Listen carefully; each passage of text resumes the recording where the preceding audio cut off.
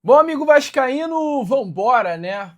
Para mais um vídeo aqui no canal para falar, é claro, sobre o Clássico dos Milhões, trazer também algumas informações importantes para você na manhã desta quinta-feira.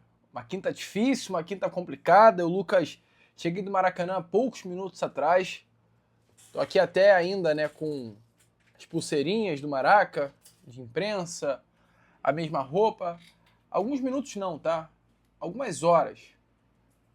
2h33 nesse momento eu tô gravando aqui esse Acorda Vascão pra você. Bom, difícil, né?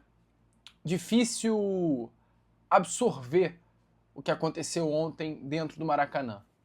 É completamente inacreditável. Eu mantenho as palavras.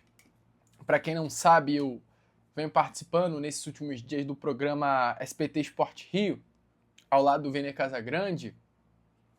É um programa de muita resenha. É um programa de gastação, um programa de zoeira.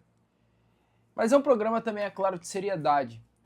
E ali no programa, anteontem, aliás, ontem, eu falei com certeza, com convicção, o Vasco chega sendo favorito do Clássico dos Milhões. Tinha muita convicção de que o Vasco da Gama venceria o Flamengo ontem no Maracanã. E eu tinha certeza que o Vasco iria sair com a vitória. Era uma certeza, tá? Eu, Lucas, fui ao Maracanã ontem com a certeza de que o Vasco da Gama sairia vitorioso, diante de todos os fatores que estavam presentes nesse clássico. A gente estava falando de um Vasco que havia jogado bem contra o fraco Maricá, mas jogou bem. Um Vasco que está com um elenco teoricamente entrosado, que está jogando junto há muito tempo, e enfrentando um Flamengo que ainda não havia entrado em campo. Enfrentando um Flamengo que tinha total responsabilidade de vencer, porque era o lanterna do Campeonato Carioca. Enfrentando um Flamengo que não tem nem 10 dias de preparação. Então todos esses fatores que foram colocados à mesa fizeram com que eu, e creio que qualquer torcedor vascaíno ontem tivesse a convicção de que um tabu que perdura 3 anos iria cair. E não caiu. E diante de toda essa situação, eu, Lucas, não consigo visualizar esse Clássico dos Milhões mais apenas como um clássico que envolve ali duas equipes, o Vasco de um lado, o Flamengo do outro, e questões técnicas e físicas. O Clássico dos Milhões hoje ele vai muito além de questões técnicas e físicas. O Clássico dos Milhões hoje envolve uma questão emocional muito forte para o lado do Vasco. Amigo vascaíno, eu não trato com normalidade o fato de Vasco da Gama e Flamengo se enfrentarem nas últimas 32 vezes e o Vasco vencer apenas 2 partidas. Eu não consigo. Não tem como eu acreditar que esses números eles refletem apenas uma questão tática e técnica. Não dá para acreditar. Esses números eles refletem também uma questão anímica, emocional. O problema do Vasco da Gama quando enfrenta a equipe do Flamengo é muito maior do que apenas enfrentar uma equipe que tem uma superioridade técnica, que é o Flamengo. Eu vou falar. O Vasco ele é uma equipe inferior tecnicamente ao Flamengo. Hoje, porém, no futebol brasileiro, quem não é? Botafogo é inferior tecnicamente, Fluminense é inferior tecnicamente, o São Paulo é inferior tecnicamente, o Corinthians, o Palmeiras, talvez é o único que bate ali de frente, mas é inferior. Bahia, Santos, todos os clubes do futebol brasileiro são hoje inferior tecnicamente ao Flamengo. Só que se você coloca, por exemplo, amigo vascaíno, se você coloca, eu vou tentar pegar um time semelhante ao Vasco. Atlético Mineiro, talvez. Acho que Atlético Mineiro é o melhor exemplo. Se você pega o Atlético Mineiro 32 vezes e coloca o Atlético Mineiro para atuar contra o Flamengo 32 vezes, o Atlético Mineiro não vai vencer apenas 2 jogos. Eu posso ir para um exemplo, amigo, talvez até além. Eu posso puxar para uma equipe tecnicamente inferior.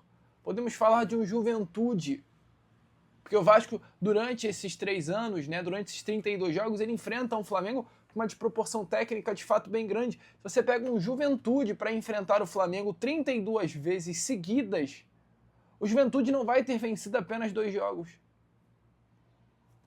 Então o problema hoje envolvendo Vasco e Flamengo, envolvendo Vasco em direção ao Flamengo, ele é muito além de uma questão técnica, ele é muito além de uma questão física, ele é muito além de uma questão tática, é uma questão emocional, é uma questão anímica.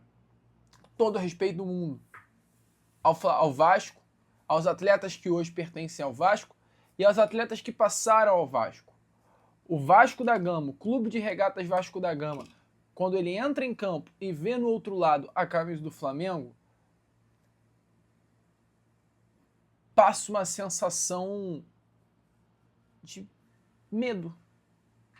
Cara, é isso que parece. Medo. O Vasco fica com medo de enfrentar o Flamengo. E essa foi a sensação no Maracanã ontem, principalmente na primeira etapa, de medo. Quando era 11 contra 10 é difícil a gente falar alguma coisa. Mas no 11 contra 11, a sensação que o Vasco da Gama passava ao torcedor que estava nas arquibancadas era que o Vasco estava com medo do Flamengo. O Vasco tocava passe, o Vasco tocava de lado. Só que quando vinha o bloco, a marcação linha alta que o Flamengo faz para apertar a saída de bola do Vasco, o Vasco da Gama não sabia o que fazer. O Vasco não tinha tranquilidade. O Vasco não tinha confiança para jogar. Porque do outro lado era o Flamengo. A confiança que a gente viu no Vasco na final da Copa do Brasil contra o Corinthians em diversos momentos, na semifinal da Copa do Brasil contra o Fluminense, nas quartas de final contra o Botafogo, eu estou citando jogos grandes e clássicos. Porque Vasco e Corinthians é clássico, Vasco e Fluminense é clássico, Vasco e Botafogo é clássico. O Vasco teve coragem para jogar contra esses três adversários, mas ontem não teve coragem de jogar contra o Flamengo no Maracanã. Então o problema do Vasco contra o Flamengo é emocional. Esse tabu pesa, 3 anos sem vencer, nas últimas 32 partidas, 2 vitórias, tudo isso é pesado para os caras. E atrapalha. Atrapalha. Eu não sei o que fazer, eu não sei para onde ligar, eu não sei se o Vasco vai ter que apelar para forças espirituais, mas o Cruz Maltino precisa, amigo, quebrar esse tabu e jogar contra um Flamengo de igual para igual, que hoje não joga. E aí eu tenho que citar aqui a minha adolescência Cruz Maltina.